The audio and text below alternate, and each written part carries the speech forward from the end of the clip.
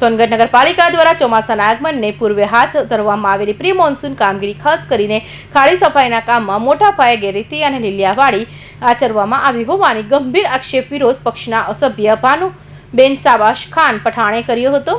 આ મામલે તેમણે પાલિકાના મુખ્ય અધિકારીને લેખિત રજૂઆત કરી કામગીરીની ઉચ્ચ સ્તરીય તપાસની માંગ કરી છે।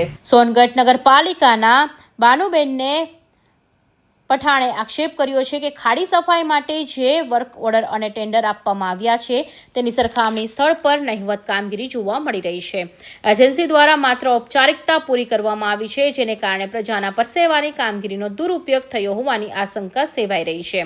તેમણે માંગ કરી છે કે તટસ્થ ટેકનિકલ અધિકારી દ્વારા સ્થળ તપાસ કરી ખાડીમાંથી કાઢવામાં આવેલા કચરાનું પંચનામું કરવામાં આવે। રજૂઆતમાં કાચબા ખાડી પાસે દુર્ગા આર્કેડ સામે આવેલી એક જર્જરિત દિવાલના કાટમાળ બાબતે પણ ચિંતા વ્યક્ત કરવામાં આવી છે। આ કાટમાળ વરસાદી પાણીના નિકાલમાં અવરોધક બની શકે તેમ છે।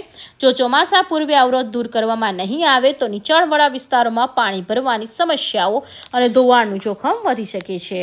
વિપક્ષી સભ્યએ સ્પષ્ટ ચીમકી ઉચ્ચારી છે કે એજન્સી દ્વારા રજૂ કરવામાં આવેલા બિલ અને મેજરમેન્ટ બુકની ઝીણવટભરી તપાસ થવી જોઈએ। જ્યાં સુધી વાસ્તવિકતા કામગીરી અને કાગળ પર દર્શાવેલી કામગીરી વચ્ચેની સુસંગતતા ચકાસાય નહીં ત્યાં સુધી કોઈપણ પ્રકારનું પેમેન્ટ ચૂકવવા જોઈએ નહીં।